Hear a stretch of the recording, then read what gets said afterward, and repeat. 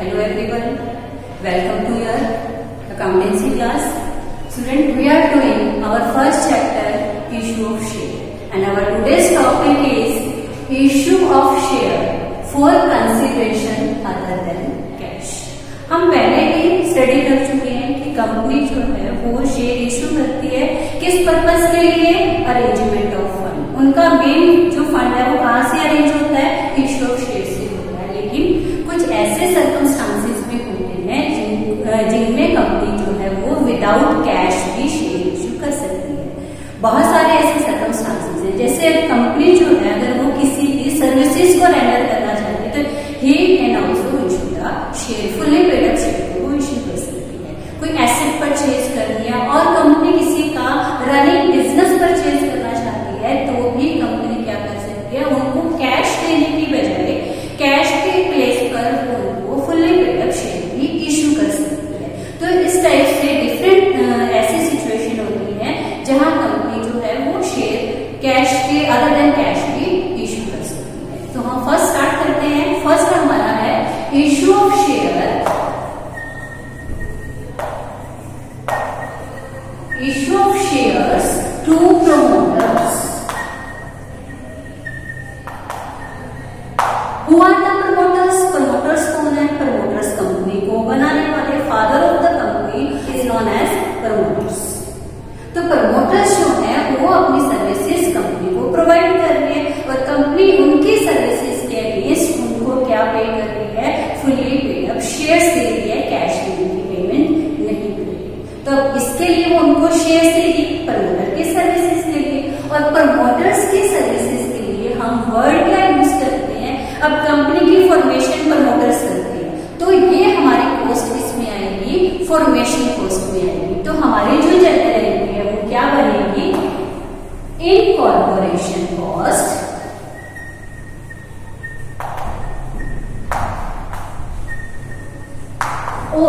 और हम इसको क्या बोल सकते हैं, फॉर्मेशन कॉस्ट।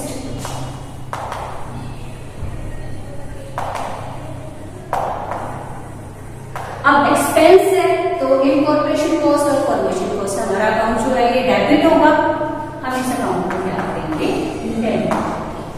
अब जो ये कॉस्ट है हम किसके थ्रू पे कर रहे हैं, शेयर इशू कर रहे हैं। और जब हम शेयर इशू करते हैं तो हमारा कौन सा अकाउंट ओपन होता है, टू शेयर कैपिटल अकाउंट।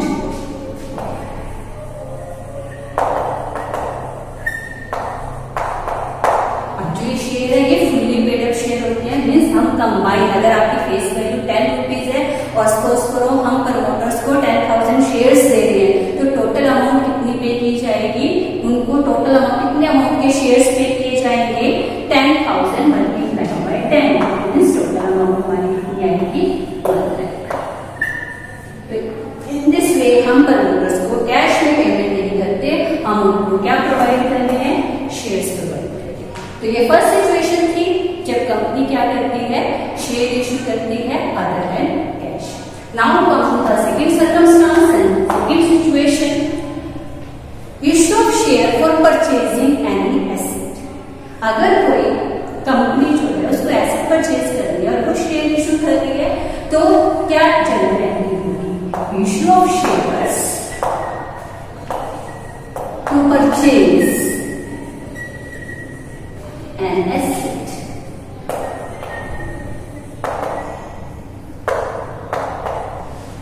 अब एसेट परचेज कर रही है तो जो सेलर है उसको हम यहाँ क्या बोलेंगे, वेंडर। सेलर को क्या बोला जाएगा, वेंडर बोला जाएगा। और उससे हम क्या परचेज कर रहे हैं, हम एसेट परचेज कर रहे हैं। तो हमारे इसकी 2 जनरल एंट्रीज होंगी। फर्स्ट हम जनरल एंट्री क्या करेंगे, जब हमने एसेट परचेज की तो पर्टिकुलर एसेट जो भी हम परचेज कर रहे हैं, एक एसेट परचेज कर रहे हो या बहुत सारे एसेट परचेज कर रहे हो तो हम एसेट के प्लेस पर हम क्या राइट कर सकते हैं, हम सन्ड्री एसेट भी वर्ड राइट कर सकते हैं।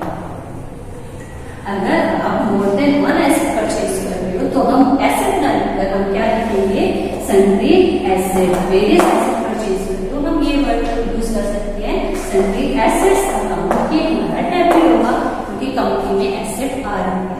तो यही रूल है हमारा, डेबिट वर्ड कम्स इन, अगर रियल अकाउंट का रूल फॉलो करते हो।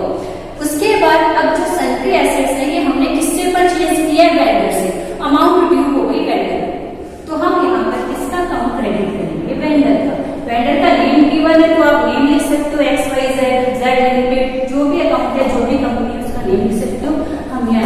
जाएंगे वेंडर अकाउंट। इस वे से हमने जो एसेट परचेज की है उसकी अमाउंट दोनों साइड आ जाएगी, जो भी अमाउंट हम पे। सेकेंड है, अब हमने एसेट तो परचेज करी, वेंडर को हमने क्या देने हैं, पैसे देने हैं। अब यहाँ हम उसको कैश तो दे दिए, हम उसको मनी पे नहीं करते, हम दूसरा मोड यूज करते हैं, उसको कैश की बजाय हम क्या दे रहे हैं, शेयर्स दे रहे हैं। अब सैलरी एसेट्स है, सपोज करो हमने सैलरी एसेट ली है, वो हमारी 1 लाख की एसेट्स है, तो हमने वेंडर को कितनी अमाउंट पे करनी है, 1 लाख पे करनी है। अब ये जो 1 लाख की अमाउंट है ये हम कैसे पे करेंगे, शेयर इशू। अब हम शेयर कितने इशू करेंगे वो अमाउंट हमें कैलकुलेट भी करनी होती है, और वो कैसे कैलकुलेट होगी, सबसे पहले तो वेंडर को पेमेंट करनी है, तो वेंडर अमाउंट हमारा डेबिट हो जाएगा, हम वेंडर अमाउंट को डेबिट करेंगे। अब वेंडर अमाउंट को पेमेंट करनी है शेयर्स में, जो शेयर्स है सेम रूल यहाँ पे फॉलो होगा, शेयर्स जो है एट पार भी इशू कर सकते हो वेंडर को, और जो शेयर्स है आप एट प्रीमियम पर भी इशू कर सकते हो। डिस्काउंट पर अब हम शेयर इशू नहीं कर सकते, कंपनी जो कंपनी के नए एक्ट के अकॉर्डिंग डिस्काउंट पर शेयर सिर्फ जो स्विच शेयर है वही डिस्काउंट पर इशू हो सकते हैं, बाकी में कोई भी शेयर डिस्काउंट पर इशू नहीं हो सकता। तो अब यहाँ ये जो शेयर हम एट पार भी इशू कर सकते हैं और एट प्रीमियम भी इशू कर सकते हैं।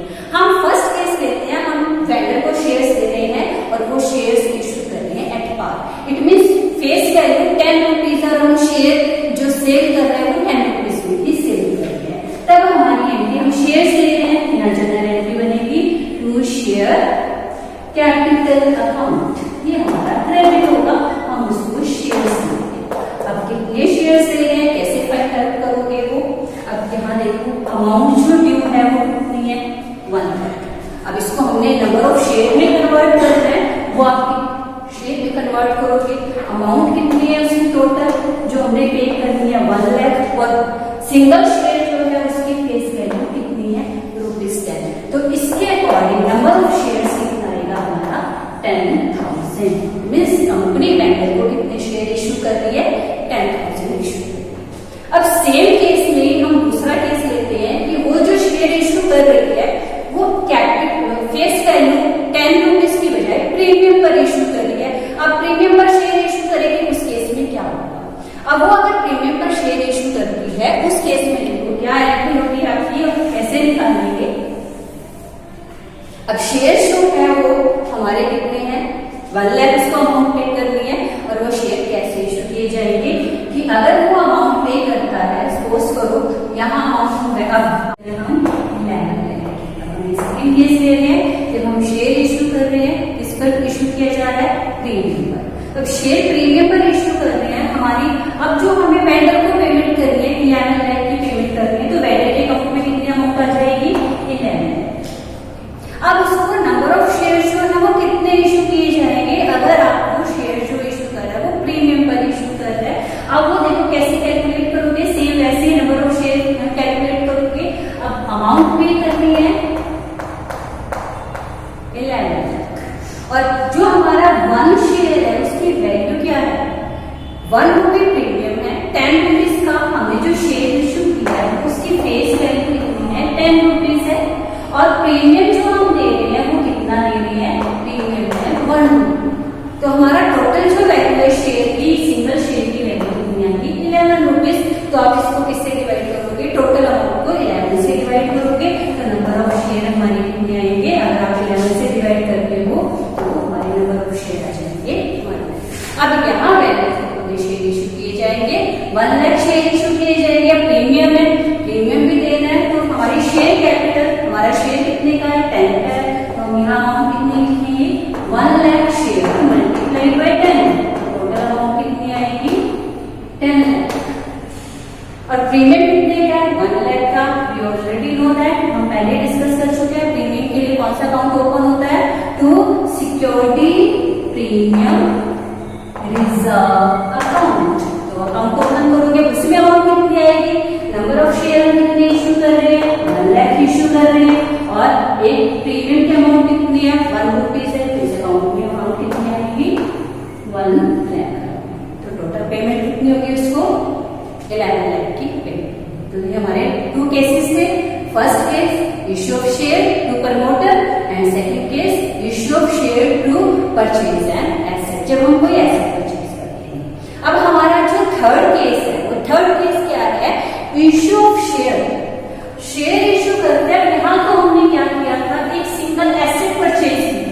अब हम सिंगल एसेट परचेज नहीं कर रहे, हम क्या करेंगे, कंप्लीट रनिंग कंपनी जो है रनिंग बिजनेस परचेज कर रही है। इट मीन्स वो किसी कंपनी की चलते हुए बिजनेस की जो बिजनेस रनिंग में है वो बिजनेस परचेज कर रही है, वो उसकी एसेट्स भी टेक ओवर कर रहे हैं और लायबिलिटी भी टेक ओवर कर रहे हैं। इस केस में अब हम शेयर कैसे इश्यू करें, तो हमारा थर्ड केस है इश्यू ऑफ शेयर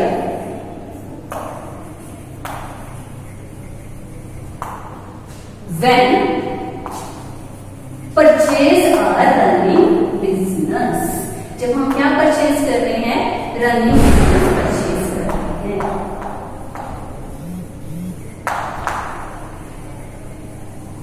अब तक क्या केसेस होंगे, क्या जनरेट होंगी।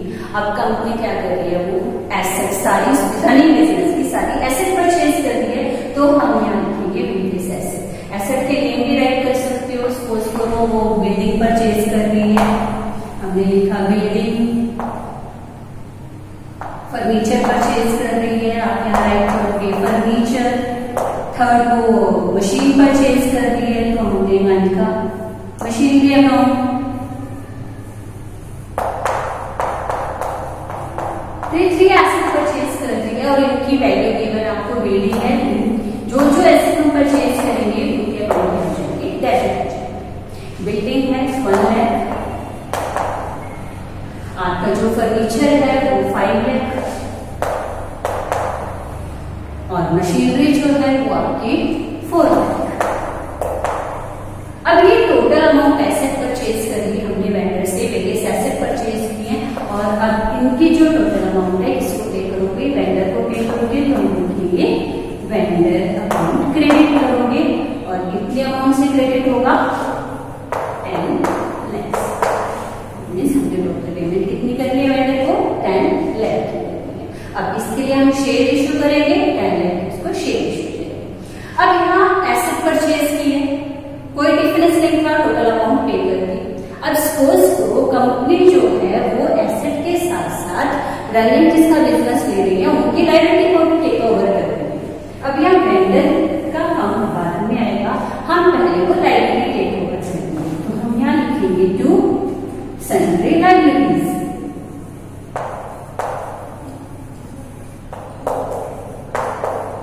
सिंगल लायबिलिटी भी ले सकते, अगर एक ही लायबिलिटी टेक ओवर करे तो क्रेडिटर्स, सपोज करो क्रेडिटर को पेमेंट कर रही है तो हम यहाँ लिखेंगे टू क्रेडिटर। यहाँ सारी लायबिलिटीज टेक ओवर करिए तो हमने लिखा टू लायबिलिटी सन्ड्री लायबिलिटीज। अब 10 लाख की एसेट्स हैं वो परचेज की है। अब जो सन्ड्री लायबिलिटीज हैं वो कितनी है, 1 लाख की आपको क्या है सन्ड्री लायबिलिटीज। वो आप जो ये अमाउंट है उसकी आप लायबिलिटी टेक ओवर करोगे, जो टोटल अमाउंट देनी थी उसमें से आप क्या करोगे, इस 1 लाख को रिड्यूस करोगे। तो इट मीन्स अब हम वेंडर को कितने अमाउंट पे करेंगे, टोटल अमाउंट 10 लाख थी, 1 लाख हमने लायबिलिटीज उसके भी हाफ पर पे कर दी, तो अब कंपनी उसको कितने अमाउंट पे करेंगे, 9 लाख। अब ये हमारा केस था। अब एक और केस है यहाँ पर, अब वेंडर के अमाउंट क्वेश्चन वाले ने आपको क्या किया, वेंडर को जितनी पेमेंट करनी है वो कर दी। वो पहले ही बता दिया आपको कि हम वेंडर को कितने अमाउंट पे करेंगे, 1 लाख पे करेंगे। 1 लाख की आपने क्या टेक ओवर की है, लायबिलिटी टेक ओवर कर ली। 10 लाख की आपने उससे एसेट ले ली और वेंडर को हमने पेमेंट भी कर दी 1 लाख की। अब यहाँ का टोटल 10 लाख है, इधर का टोटल 9 लाख है। जो 1 लाख है वो जो डिफरेंस है उसका क्या करें, तो उस डिफरेंस का अब ये जो कंपनी जो है ये जो डिफरेंस आया है कंपनी को क्या हुआ है, बेनिफिट हुआ है कि एसेट ज्यादा की मिली है उसको और पेमेंट कम करनी पड़ी है, तो उसके लिए प्रॉफिट हो गया। और ये प्रॉफिट कौन सा प्रॉफिट है, कैपिटल प्रॉफिट है, तो कहाँ आएगा, कैपिटल रिजर्व में आएगा। तो हमारा कौन सा अकाउंट ओपन होगा, यहाँ पर कैपिटल रिजर्व अकाउंट ओपन होगा। तो हम वहां लिखेंगे टू कैपिटल रिजर्व अकाउंट, और जो डिफरेंस है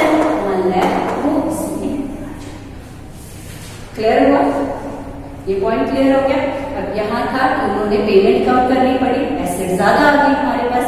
अब इसकी अगर अपोजिट केस हो जाता है, हम क्या करते हैं, 1 लाख हमने लाइबिलिटी टेक ओवर कर ली और वेंडर को हम कितनी पेमेंट कर रहे हैं, 10 लाख की पेमेंट कर रहे हैं। अब जो क्रेडिट साइड है उसका टोटल 11 लाख है, लेकिन जो एसेट टेक ओवर किए हैं वो हमने कितनी टेक ओवर किए हैं, 10 लाख की टेक ओवर किए हैं। अब हम वेंडर को 1 लाख एक्स्ट्रा पे कर रहे हैं, वो किसने पे कर रहे होंगे, उसने कुछ तो ऐसा किया होगा जिसके लिए हम उसको क्या कर रहे हैं, एक्स्ट्रा पे कर रहे हैं। तो उसकी इट मीन्स मे भी हो सकता है उसकी रेपुटेशन अच्छी हो, इसलिए हम उसकी जो रनिंग बिजनेस की वैल्यू है उससे भी ज्यादा पैसे उसको हम पे कर रहे हैं। तो उसके लिए जो बैलेंसिंग फिगर है, उसके लिए जो अकाउंट ओपन होता है वो हमारे लिए यहाँ इससे डेबिट साइड अकाउंट ओपन होगा। वो कौन सा अकाउंट ओपन होगा, गुडविल। उस अमाउंट को जो बैलेंसिंग फिगर की अमाउंट आएगी वो किसमें ट्रांसफर होगी, वो गुडविल अकाउंट में डेबिट होगी। और कितनी अमाउंट है, 1 लाख। तो ये हम जो हमारा अगर रनिंग बिजनेस टेक ओवर करते हैं तब डिफरेंस केसेस कौन से हो सकते हैं वो हमने यहाँ केसेस डिस्कस कर दिए। अब नेक्स्ट जो है, इसी में ये फर्स्ट एंट्री हमारे किस वे से बनेगी अगर आप रनिंग बिजनेस परचेज करते हो। अब सेकंड जो एंट्री है वो कैसे बनेगी, वेंडर को हमने 10 लाख पे करने हैं, वो पेमेंट करेंगे तो हम यहाँ लिखेंगे वेंडर अमाउंट कितनी पे करनी है, 10 लाख। अब जो ये 10 लाख की अमाउंट पे करनी है, ये सारे टोटल अमाउंट है उसके लिए भी शेयर इश्यू कर सकती है, या हो सकता है इसमें से हाफ अमाउंट कैश में पे कर दे और हाफ अमाउंट के शेयर इश्यू कर दे, ये केस भी हो सकता है। या फिर जो कंपनी है वो वेंडर के बिहाफ पर उसकी कोई लायबिलिटी होगी वो यहाँ पर वो पे कर सकता है, उसके नाम पर वो कोई बिल एक्सेप्ट कर ले, उसके नाम पर कोई बिल डिस्काउंट कर ले। तो बहुत सारे मोड है वो पेमेंट जिसके थ्रू वो पेमेंट कर सकते हैं। अब यहाँ पर जो वेंडर है, जो तीनों केसेस है वो हम लिखते हैं। अगर वो कैश में पेमेंट करती है तो हम बैंक अकाउंट ओपन करते हैं। मोस्टली बड़ी बड़ी कंपनीज हैं, पेमेंट किसके थ्रू होती है, बैंक अकाउंट के थ्रू ही पेमेंट होती है। तो जितनी अमाउंट कैश में पे की है या चेक से पेमेंट की है वो हम क्या लिखेंगे, टू बैंक अकाउंट, वो अमाउंट हम यहाँ डालेंगे। अब उसने जो बैंक से पेमेंट की है वो 5 लाख की पेमेंट कर दी बैंक से, तो हमने यहाँ 5 लाख हाफ अमाउंट पे कर रहे हैं। अब वो कह रहा है कि वो जो वेंडर के बिहाफ पर कंपनी जो है बिल एक्सेप्ट कर लेती है। और जब हम बिल एक्सेप्ट करते हैं तो उसके लिए कौन सा अकाउंट ओपन होता है, बिल्स पेबल अकाउंट ओपन होता है। तो वो अमाउंट हम कहाँ लिखेंगे, टू बिल्स पेबल अकाउंट। वो 4 लाख बीपी के थ्रू पे कर रहा है, बिल एक्सेप्ट कर रहा है, तो वो अमाउंट इसमें आ जाएगी, इसमें आ जाएगी। अब रिमेनिंग अमाउंट कितनी रहेगी, 1 लाख को 1 लाख के शेयर इश्यू कर रहा है उसको, तो अब हम यहाँ क्या राइट करेंगे, to share capital account. Total share कितनी इश्यू है उसको, 1 लाख। तो इस वे से उसकी टोटल पेमेंट हो गई। वेंडर को कितनी पेमेंट करनी थी, 10 लाख की पेमेंट करनी थी, हाफ कैश में पेमेंट कर दे, कैश में सकते हो, बैंक अकाउंट भी ओपन कर सकते हो, हमने 5 लाख की पेमेंट कर दी। जो वेंडर के बिहाफ पर कंपनी उसका बिल एक्सेप्ट कर रही है तो उसके लिए कौन सा अकाउंट ओपन हुआ, बिल्स पेबल अकाउंट ओपन हुआ, तो हमने लिखा to bills payable account 4 lakh. और उसके रिमेनिंग अमाउंट की वो शेयर इश्यू कर रही है तो हमने क्या किया, टू शेयर कैपिटल। तो इस वे से आपकी जो जनरल एंट्रीज होगी, ये हमारे सारे केसेस थे। किस टॉपिक के केसेस थे, issue of share for consideration other than cash. I hope you understand the complete topic. Now do the